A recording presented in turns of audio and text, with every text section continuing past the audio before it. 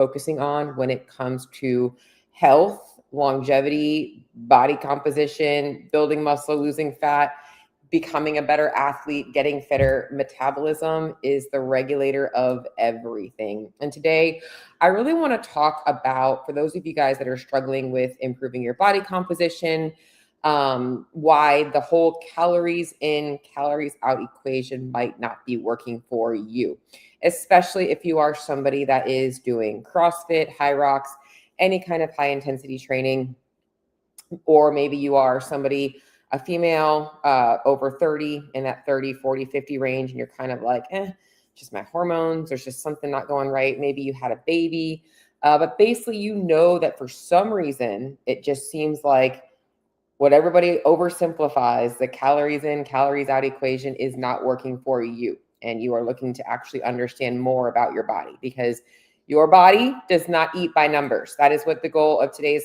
episode is, because with my clients, yes, we need to understand calorie intake. Yes, we need to understand macronutrient intake, but their results are really not coming down to calories. So I made this mistake myself. And in fact, I think a lot of women do when they are trying to lose body fat is we know something's not right. We're trying to control calories, but our appetite is spiking. We feel like we can't be consistent. That was me. So I kind of defaulted to, well, the calories aren't working, so I'm just going to eat really clean. That was my way of being able to kind of regulate myself and feel like I was being productive with my body. But honestly, I ended up gaining weight trying to eat cleaner. So when I actually got back into calorie counting the right way, which really was never counting calories, just monitoring them, it really helped me. Yes, we are live. This Rambler 5900, I am live here right now. So, and if you are listening to the replay and I get distracted and I lose my train of thought, it's because I am trying to make sure that I'm engaging with people that are coming on here. But I want to start by talking a little bit about metabolism, because I think that if you understand metabolism, you will understand why calories in, calories out matter, but why there's more to it than just that. All right. So basically, to start off, your body burns calories a number of ways, and we all have daily caloric needs. So your basal metabolic rate, that's going to make up the amount of calories that your body burns just to keep the lights on. So that's like, like breathing air, breathing, it's laying in bed. It's actually not even thinking. It's your blood pumping through your body, those types of functions. Our body needs, roughly between somewhere 1,000 to 1,500 calories per day just to keep the lights on, depending on your age, height, weight, and how much muscle tissue you have, along with how much fat tissue you have. There are a few things that can impact your metabolic rate or your basal metabolic rate, how much body fat you have, how much muscle you have, along with some things that might be causing some things to downregulate if things aren't optimally functioning metabolically. So like people with different types of metabolic syndrome, like, maybe they have like blood sugar issues, hormone issues. Some of those things can sometimes slow things down a little bit, but that's your basal metabolic rate. That's going to make up the majority of your calories burned. Then you have the thermic effect of feeding. This is digestion. We're talking about the food that you're eating, how your body is breaking it down and processing it. Different diets are going to have different thermic effect of feeding. So if you have a more whole food based diet, a lot more plants, a lot more protein from animal sources, a lot of food that requires your body to chew it, break it down, lots of fiber, those foods are going to have a higher thermic effect than just a more processed diet, like relying on like whey protein and white rice and a lot of processed foods and snacks, right? So there's two different effects, or the thermic effect of feeding there can be skewed in different ways.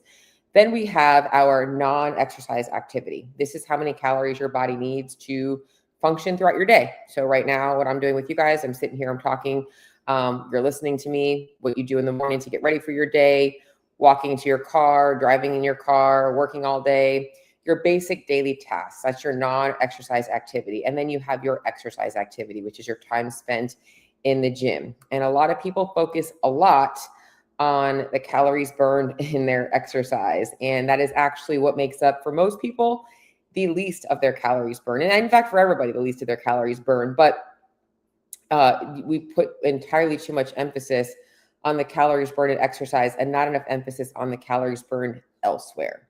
And that's where the calories in, calories out equation can get really, really, really, really tricky. Well, that along with understanding metabolic function and different metabolic types.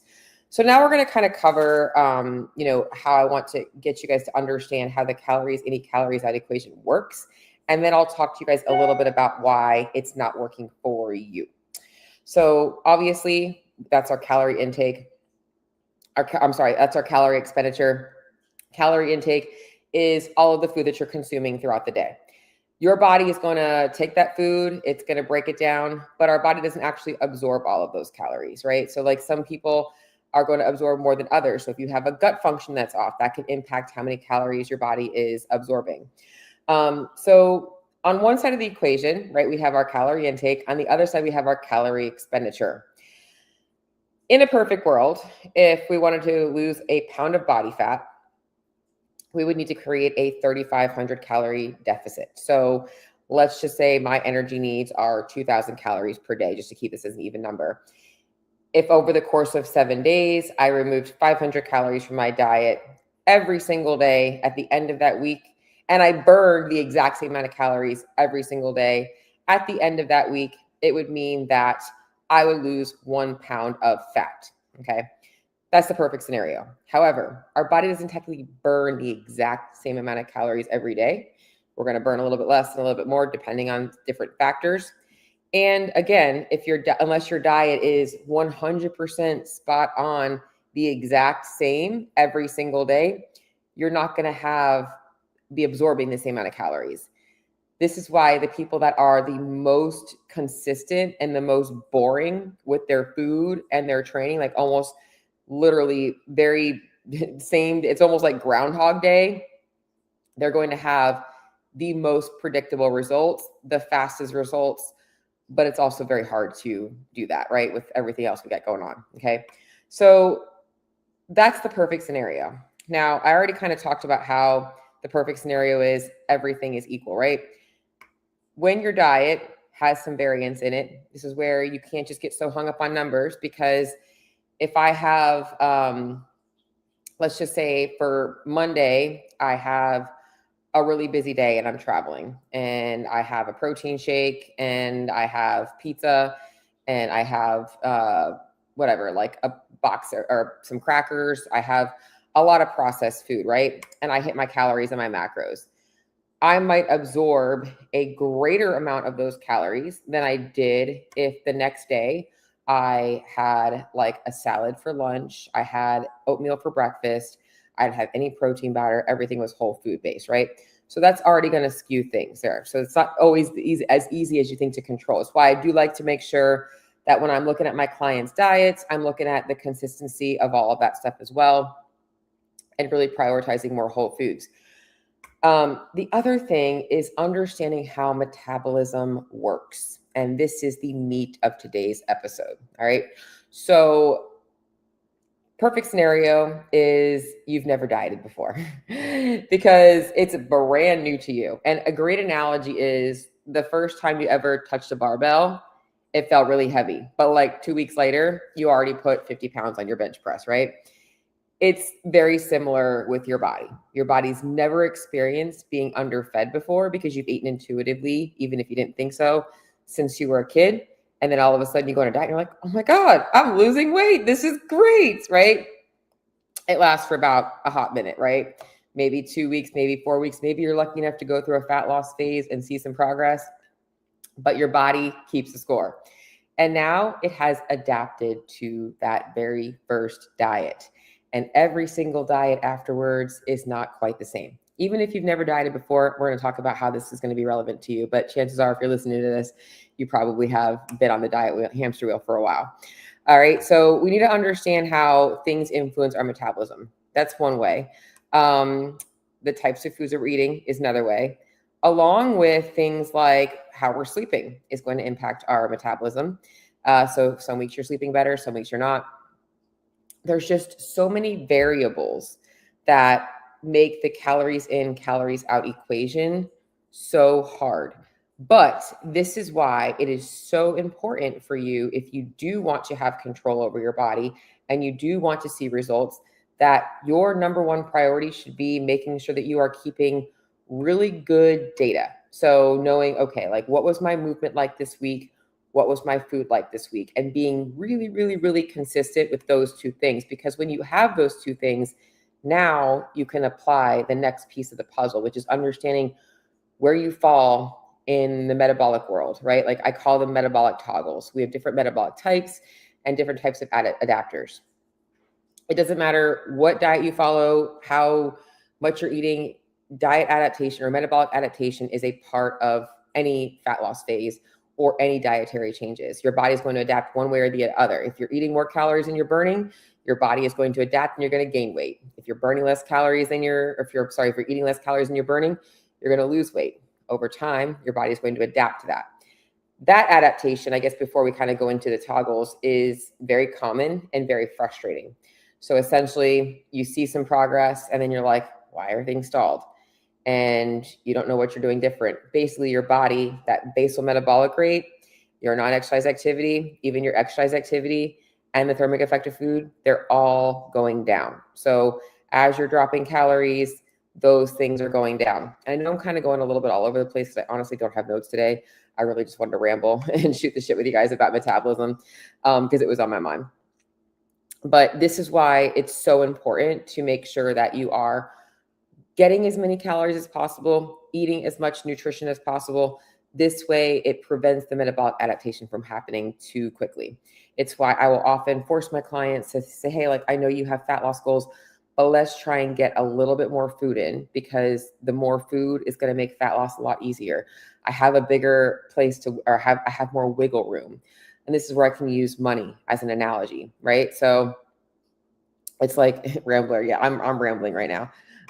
But it's like I like using money as an analogy. If I'm going on vacation with $100 versus $5,000, right? Like I'm going to be more apt to spend when I have more money. Like I'll be a little bit more. I won't be. And if I've never like been in debt before, I'll probably be a little bit looser with my money than if I've ever been in debt before. So those two things can really help you guys understand why your body isn't responding as well to calories because it's already felt that before and it's living in scarcity. Okay.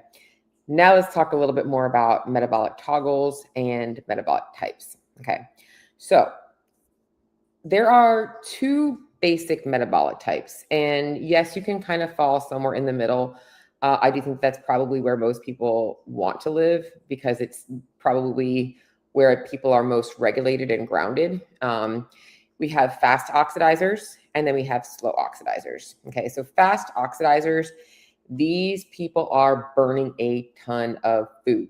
Okay, they are like always moving, a lot of anxiety, a lot of like just their brain is always going. They like can't shut off at night, but they're also always moving. They're very hand oriented. They're talking, they're blinking, they're moving a lot. They can't sit for more than an hour. Like they're that person that's just always going, right? They might be an athlete as well. So these fast oxidizers are always moving and they are burning a ton of calories. On the opposite end of the spectrum, you have slow oxidizers. Slow oxidizers are often under stress, but they react to stress very differently. They're like the silent killer, right? They like have all these thoughts up here that they don't really talk about. They move a little bit slower by nature. They do get overwhelmed easy, but they kind of have that moment of like procrastination. Like so the opposite. Here's an example. Like the slow oxidizer probably like puts off laundry all week, even though they know it's driving them crazy. Whereas the fast oxidizer is like, I got to stay up at 11:30 at night and I got to get the laundry done because I can't go to bed before it's done. Like that's a very typical personality trait difference between the two. Falling somewhere in the middle, like I said, is the goal because that's going to keep you regulated. I think either end of the spectrum is not very regulated. I think on both ends of the spectrum, we can find that there's going to be issues. Fast oxidizers tend to get a lot of anxiety and it causes a lot of overwhelm, a lot of emotional dysregulation. Slow oxidizers have a very similar thing, along with having more metabolic issues, a lot more hormone issues, a lot more insulin sensitivity issues. Okay. Then you have fast adapters and slow adapters. And this is where you kind of want to be in the middle again, but you actually want to be more of a slow adapter if you are in a fat loss phase. Oh, I will talk about that. That's a great one. Rambler. All right. So slow adapters. These are my clients where I can literally find their calorie maintenance, put them into a deficit, and don't have to change much of anything for like 3 months. Like they just see consistent progress, like without having to touch anything with their numbers. They're consistent by nature, but their body just does not adapt as quickly. Their body, in fact, first-time dieters are usually going to be slower adapters. This is what you want, right? Most people tend to fall into the fast adapter realm. And it's like they will see some quick progress, but then things plateau and they get frustrated. And rather than knowing how to pivot, they end up just quitting. I do believe that you can switch where you are at in the slow versus fast oxidizer and slow versus fast adapter with some habit and lifestyle changes. And it comes down to understanding something that a very smart guy, I think his name was Jade Tata. I can't remember 100%. He had a lot of metabolism stuff that I used to like deep dive into when I was first getting into the metabolism. And he talked a lot about metabolic toggles, and I love his analogy, and I'm going to use it today. He talked about the 4 metabolic toggles. You have your athlete, which is really the person that like they are eat more to move more. They like eat to train. Like that's your athlete. In fact, like most people look at athletes' diet, like I wish I had that kind of diet. Well, they are freaking busting their ass to eat that kind of food, but they don't bust their ass to be able to eat that much. They have to eat that much because of the lifestyle that they live, right? And then you have on the opposite end of the spectrum of the athlete, you have the couch potato. And this is the person that eats more and moves less. They are the person that's like, I don't want to do anything. I want to sit on my couch and watch Netflix and have Ben and Jerry's and just live my life, right? That's how most people get really sick and overweight and obese, okay? And then somewhere in the middle, you have these 2 toggles that are where the majority of us are going to live in. You have your, this is kind of like, I think he named it like the European culture is like, they're like the eat less, move less. So these people aren't typically like in the gym a lot, but they're just kind of active throughout their day, a lot of walking, but they tend to be smaller eaters. And oh man, Larry, I'll talk about that too. And then you have your chronic dieters. And these are the people that are like eat less, move more. And all of these toggles, we can all toggle between these and different seasons of our life. But it's knowing that the majority of us want to kind of live in where we feel most regulated. And so that's probably going to fall somewhere between that like European / athlete model for a lot of my CrossFit community. Or if you're somebody that doesn't really get into the fitness, which is really not my thing, but probably more of the couch potato / European type thing. So basically, what I want you guys to understand here is you have to identify which toggle you live in. And you also have to understand what adaptations are happening because of the toggle that you live in. And also understanding how your body is adapting to that, right? So like we need to really get crystal clear on where you're falling and understand how to make your metabolism respond to the food you're eating differently. And for some of you guys, that means moving more. For others, it means being more consistent with eating enough. Maybe it's changing the type of diet you're eating. There's a number of things that we can do to optimize metabolic function, because when it comes to fat loss, and that's why I'm talking about this, it's not just eating less. It's not just cutting calories. If cutting calories worked, everybody would just be able to just cut calories and see fat loss. And yeah, everybody could do that, but everybody's going to have a different amount of calories that they can eat. And for most people, the appetite is going to be hard to control. In fact, this is why I talked about this today, because a lot of people in the CrossFit world, they are always going into less calories and they're freaking starving all the time. And they're wondering why they can't be consistent with their diet because they're trying to eat like 12 to 1500 calories and their body is demanding a lot more food. So if this is you, I want you to realize that it's not a calorie problem.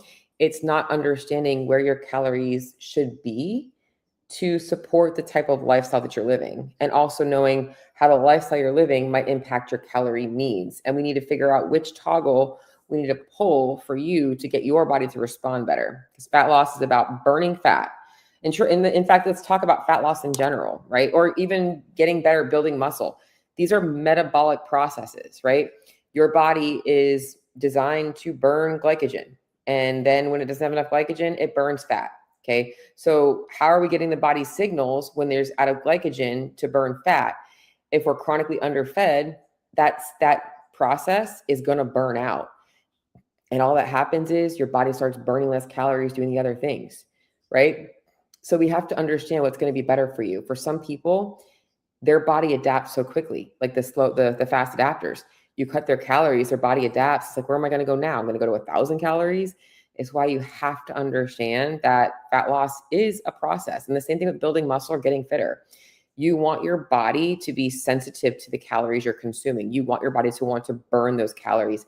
But if you are constantly in a state of being slightly underfed, so this is very common with people who will do the whole, oh, I'm going to have a couple of high calorie days and then I'm going to undereat throughout the week. It's why they're not getting any changes in their body or their physique, because their body is conditioned to living in starvation mode the majority of the time. And I don't want to call it starvation mode, but living on low calories for so long that those calories are just being stored as fat. The body's not getting the signals that there's enough energy available to do what it needs to do. So it's why it's not just calories in, calories out. It's everything. And it's everything that's going to impact how your body is metabolizing food, breaking it down, and using it throughout the day. So I actually see quite a few comments over here. I'm just going to kind of segue over to that because I think this is some fun talk. And that's pretty much really what I wanted to talk about today. Let's see. So Rambler said, I have family doing trade work. My dad is an electrician working 15-hour days with back-breaking type work. How can he eat more food while doing his 15-hour shift?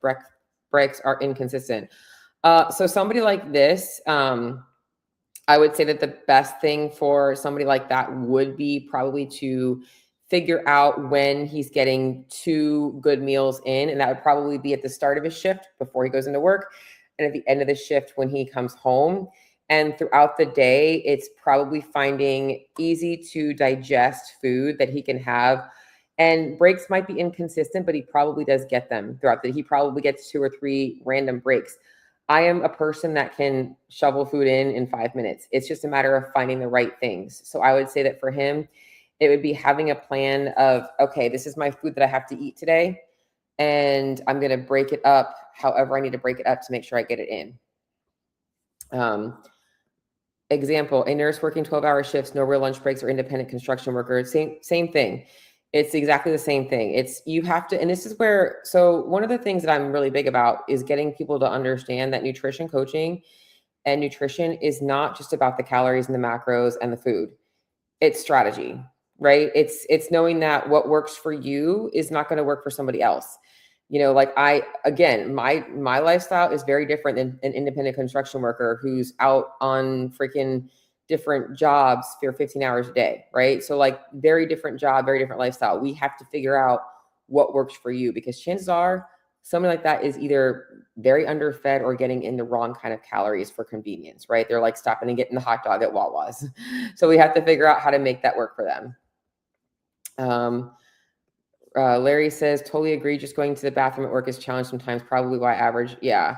And again, this comes down to, guys, I'm just going to be 100% honest, and I don't have a problem being honest. I don't sugarcoat things. If you guys are having a hard time with your nutrition and your lifestyle, it's not a lifestyle problem.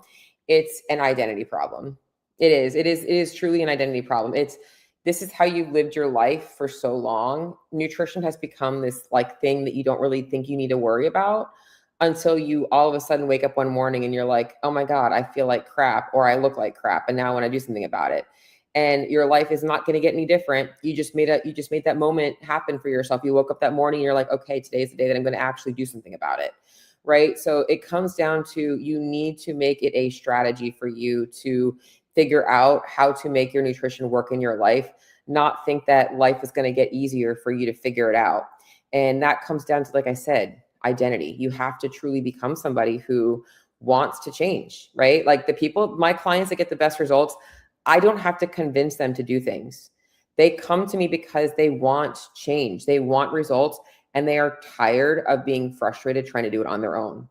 If I have to convince somebody to do something, then they weren't quite ready for coaching. Like, you should be feeling like I am ready to make this happen for myself. And I know that what I'm doing is not working. Right. So it's like, why did I have this episode today? Calories in, calories out isn't the whole story, because a lot of people are focusing on one thing. They got to track their macros, or they got to eat clean. They're focusing on that one piece. And the body is so much more than that. Okay. I'm scared of carbs, but man, they make the veins pop. I am eating about 500-ish carbs a day. I am 120 something pounds. I don't know 100% right now, but I promise you, I was carb phobic for a long time. Talking about metabolic function, though, did you know that your 3 macronutrients, protein, carbs, and fats, burn calories, right? When we thermic effective feeding. Protein is the most thermogenic. Carbs are the next thermogenic, and then fats. And the types of protein and the types of carbs and the types of fats also impact their thermogenic rate. But carbs are actually going to be preferred over fats for body composition and also for fat loss. So yeah, just saying. I think what a lot of people associate with fat loss is actually water loss whenever they cut carbs, because you cut carbs and you dry out. You literally, your muscles just prune up. It's why a lot of people that cut carbs look very flat. I have guns. Don't I have guns? Do I have guns today? Do I have guns today, guys? Can you guys see my guns if you're watching? I have guns today. And I ate, how many carbs have I eaten so far today? Let's see. It's 3:30. It's almost time for my next meal. I don't know how many I've eaten so far because I already logged my dinner, but so far I have logged 383 carbs. But that also includes one of my meals that I already wrote. So I'll probably get closer to 450 today, if I'm being probably what I'm going to have. European, someone from Miami, NYC. Miami, let's call it Miami time for sure. Let's call it NYC and LA. That's more of your they're crazy. That's the high life. I'm a Gemini, chronic diet versus screw where the ice cream is. Larry, just so you know, I am a Gemini as well, man. I am definitely in that scale realm too. Just kind of looking at some of these comments here.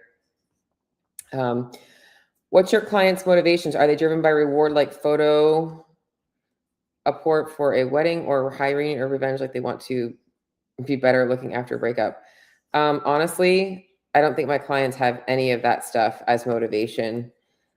Just being really honest there, Rambler. I think that my clients are really motivated to be the best version of themselves, and they don't need motivation for that. They just know that they are worth more, and they maybe have spent a lot of their time giving to other people and pouring into other people, and they decide that it's time for them to take themselves seriously.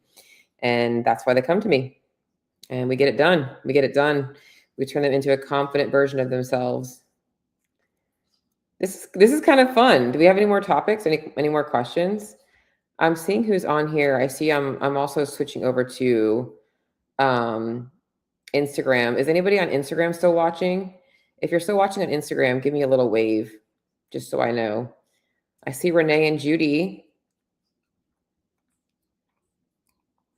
I rambled a lot today, guys. Like I said, I did not have notes today. I really just honestly wanted to ramble a little bit about metabolism.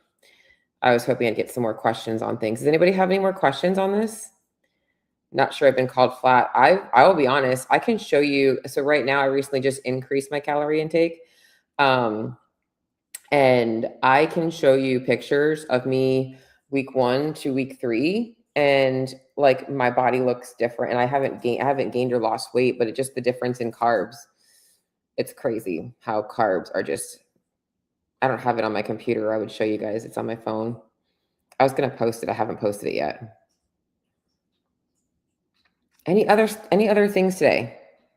I see 6 people still watching. How can I help you guys with nutrition? Mindset. Monday. Let me help you get through your Monday. How about give me some ideas for topics for the podcast? What do you guys got?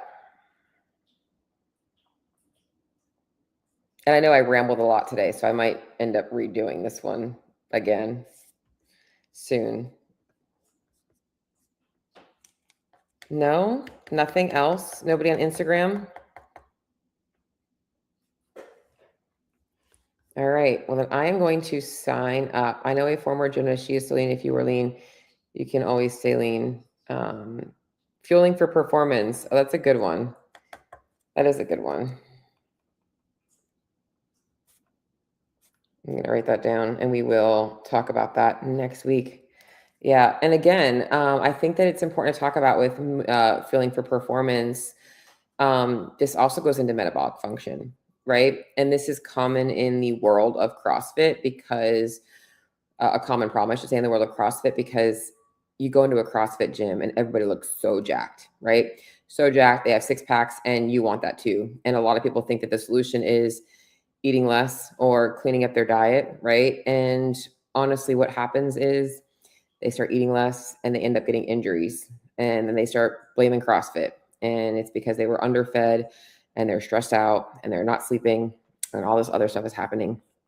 But it's really important to understand that if you are actually, I am a believer in CrossFit is the perfect training modality for achieving performance-based aesthetics, right? Like you train like an athlete, you will look like an athlete, you know? So it's funny. I went into a Globo gym and they were like, "Are you a bodybuilder?" I'm like, "No, not quite." "Do you compete?" I get that all the time. So, although I have considered doing a bodybuilding show, I just don't know that I can commit to the strict diet. So, all right. Well, Mike, if you have any questions about nutrition, let me know. I got some men on here today. There's all my ladies. I mean, I'm okay to talk to my men too. What's up, Chelsea? Does anybody else have any other questions? Nutrition, training, mindset, life? No? All right. Well, I'm going to sign off. Next week, Larry, we'll talk about fueling for performance. I like that one. Men do need love too. Yeah, I would agree. 41 and single here. It's just my life. I lost over 100 pounds, did it all the wrong way forever, but finally got onto the macros and performance eating train. Oh yeah, Mike. Just let me do, can I just do one more thing? Mike is, I do coach using macronutrient ranges, but do not become the macro freaking scientist. All right. Like your body does not need to be a freaking math project. Your food should not be a math project. It really shouldn't. So, but because you lost 100 pounds first, I'm going to assume that you already had the basics of calories and macros somewhat figured out. And hopefully for you, macros gave you a little bit of flexibility back to be able to enjoy. Oh man, I'm not trying to attack you, Mike. I'm honestly having a conversation, dude, and trying to help you out here. As somebody who sees this a lot, is people get so excited when they first start tracking macros. Like, oh my God, this is awesome. I can have ice cream, I can have pizza, and I'm still losing weight. And then like 3 months later, they're like burned out because they're like freaking, they've been playing food Tetris every day. So definitely not attacked. I'm always here to help. As people age, you have way less leeway for cheat meals. I don't believe in cheat meals. Mike, you can reach out to me. If you don't know how to find me, let me know. I'm not really on YouTube very often, but you can just reach out to me either Instagram or if you email me at cheryl@myfitbodyrx.com. I should just throw my number up here too, right? While I'm at it, it's a business number. It doesn't really matter. So, but yeah, if you just cheryl@myfitbodyrx.com, and I can definitely help you out with some things. So for sure. Do you have to be more strict with meal plans as people age? No, I really don't think that aging has anything to do with what you should be changing with your nutrition. So I think it's really understanding, as this whole episode was metabolism. Your metabolism actually stays pretty consistent until you're over 60. You don't really have much metabolic change unless you have oh my God, I just have to respond to that, Mike. Give me a second. Let me finish this thought. unless you have changed body composition. So if you've lost muscle or you've gained fat or those types of things are going to influence your metabolic rate before 60. You had me at Instagram, so young enough to be Insta-cool. That's me. Let me tell you though, I could never get into Snapchat and I could never get into TikTok. I am stuck in Insta world. I'm beyond Facebook. I'm not on Facebook very often. And I'm still learning the YouTube world, but I can definitely doom scroll on Instagram for hours. It is bad. I legit ask myself that I have reached the age where it's harder. Dude, Larry, you are just so busy. I know that. You are so busy. I think that's probably what has you kind of stuck. I would love to hear how you're doing, Larry, though. Hopefully you're doing well. I forget, okay.